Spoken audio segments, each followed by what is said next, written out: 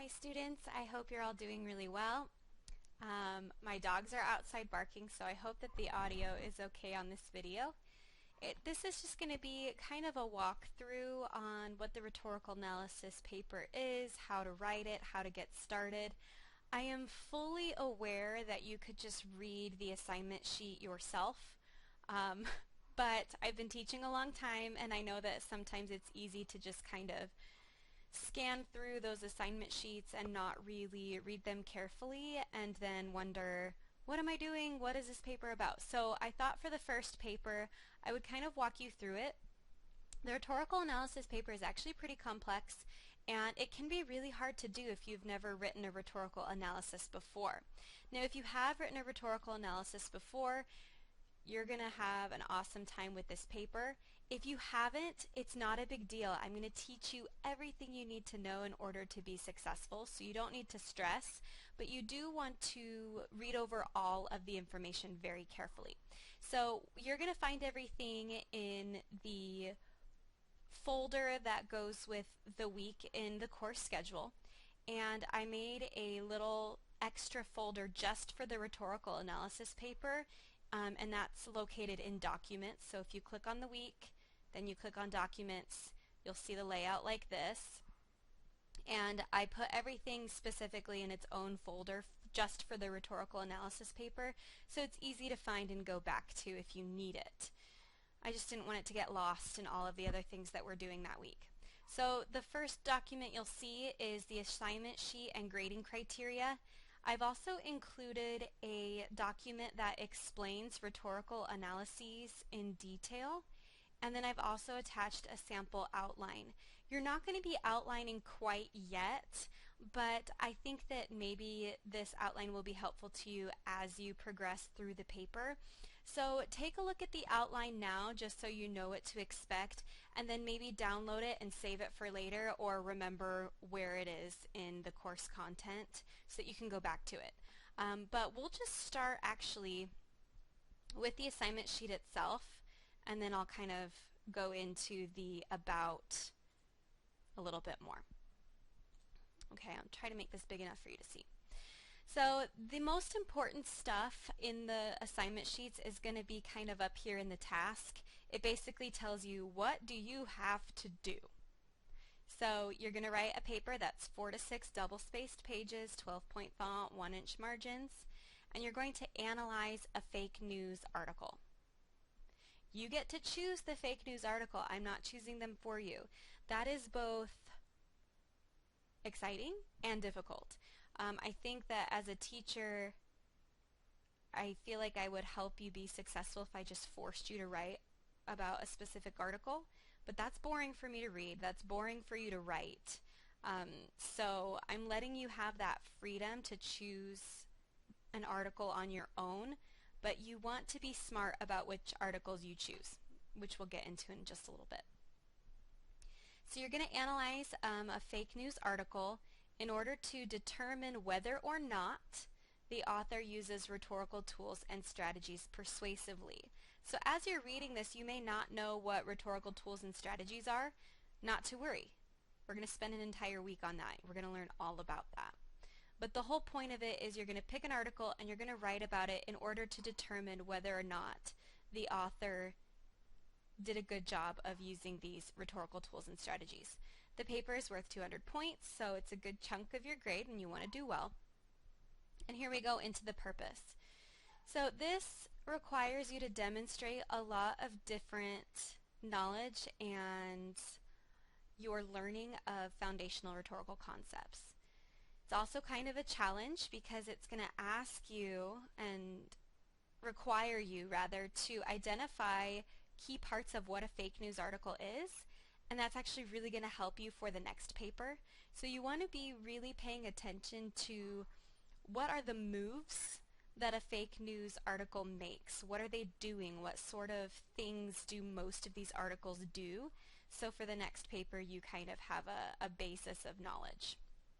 So I'm not just making you do it because I want to torture you. It's actually going to prepare you for the next assignment as well.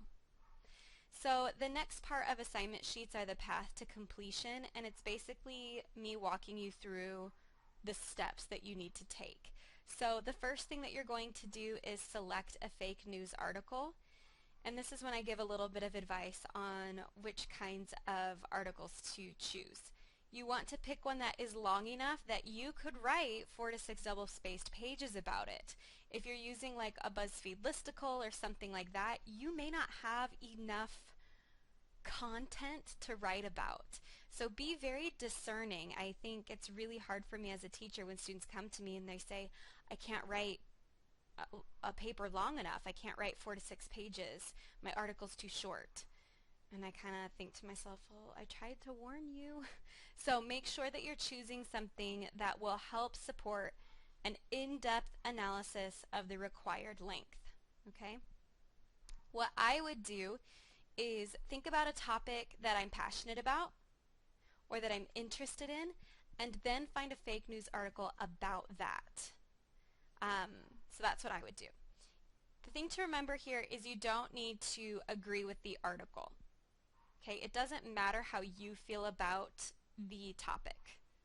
It's actually about whether or not the article is effective in persuading its intended audience. So it actually has nothing to do with you. And I'm actually going to draw you a little picture here. So you're going to see my sweet word skills in action. So this is going to be the rhetorical situation, and if you haven't read up about the rhetorical situation yet, that's totally fine. But the rhetorical situation is made up of the writer, the audience, and the purpose of the argument. Okay, so I'm going to pause and fill in my rhetorical situation so that you can see what's going on. Okay, by beautiful movie magic, here we go. Here's my rhetorical situation. So the author of the fake news article is not you, it's someone else. They have an intended audience and they have a purpose. This purpose might be to get their audience to think a certain way, or to do a certain thing, or support a certain idea. Okay? So all of this exists in its own little world, right? Okay? This is the rhetorical situation, and I don't want it to cover up everything. There we go. So this is its own little rhetorical situation, and you are not a part of it. You are not the audience, right? You are not the intended audience. You are not the author, and you had nothing to do with deciding what the purpose of this article was. You are just kind of out here on the outside looking in. So that's actually what I want you to think of. Sometimes when I'm teaching, I'll draw like a little face on the board out here on the side. That is you. Okay, should make you green. There you go. This is you. You are on the outside looking in on this rhetorical situation, and you are only deciding whether or not the author did a good job of achieving the purpose for their intended audience. It's not about whether you agree or whether you like the author or whether you like the topic or agree with it or whatever. You are completely outside of this rhetorical situation. That's the most important thing to remember, is you want to stay objective. You are objectively looking from the outside, deciding whether or not this argument was successful. Okay? I hope that makes sense. If you have questions on this particular concept, make sure you ask, because it's kind of a big one. All right, so we'll let that go away. Back to this. Okay? So again, not explaining whether or not you agree with the article. You're analyzing the text in terms of how the intended audience was affected, whether or not the purpose was achieved. Okay? After you find your article, you are going to select 3 or more rhetorical tools and strategies that are used by the author, and you'll analyze those tools to show how the author uses language rhetorically and whether or not you think that it achieves its intended purpose and persuades the audience. Okay? So the way it will be graded is on how well you demonstrate your knowledge and understanding of the concepts that we've learned in this unit. So what I've actually done for this particular assignment is written out the grading criteria for each level of analysis. Okay? So if you want an A, you want to make sure that your A analysis does all of these things. So we'll kind of read through this really quickly. An A rhetorical analysis makes an insightful claim about what makes the article persuasive and identifies and evaluates different kinds of rhetorical tools and strategies. It is not full of summary and instead focuses on how the author creates a particular effect and then provides textual evidence for each of those strategies. Then you're going to conclude your paper in a way that doesn't just summarize the introduction and suggests further implications, further insight.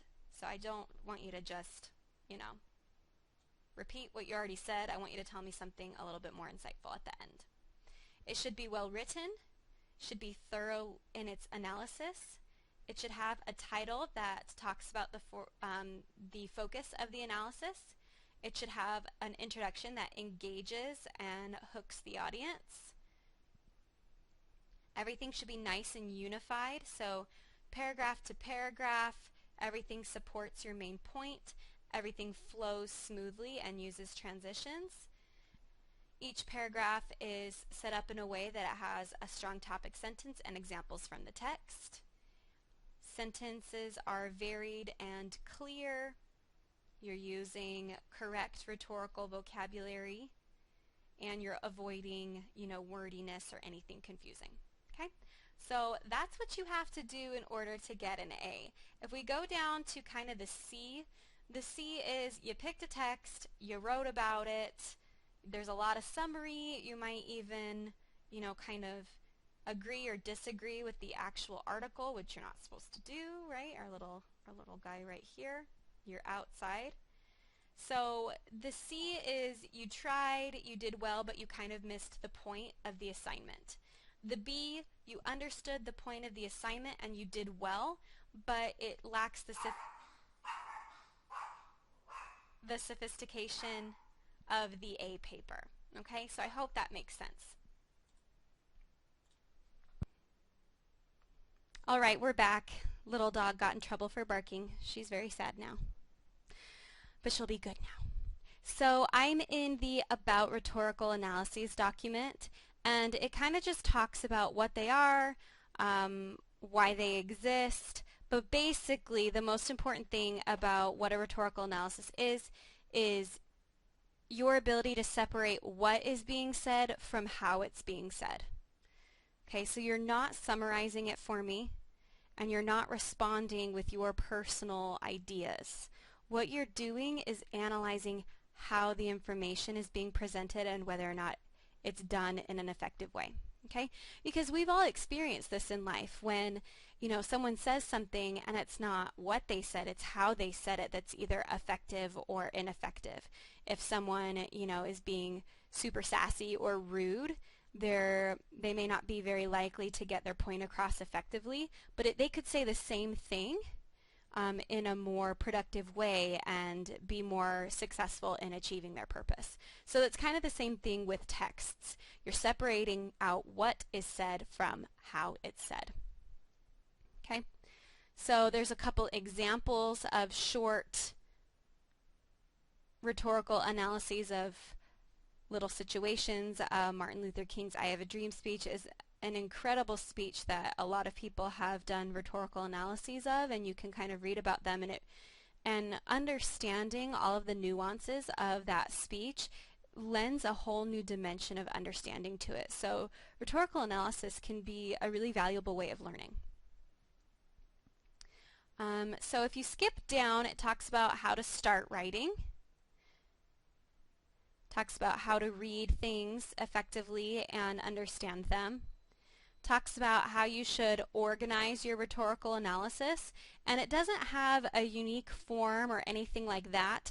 Something that can help you while you're in the organizing stage is also the corresponding chapter in the textbook. It has an example outline and kind of some tips on how to organize it. Talks about what the title should look like, what the introduction should have, what the body of the paper should have, and what the conclusion should do. So that can be really helpful. And then the last thing in that folder is that sample outline.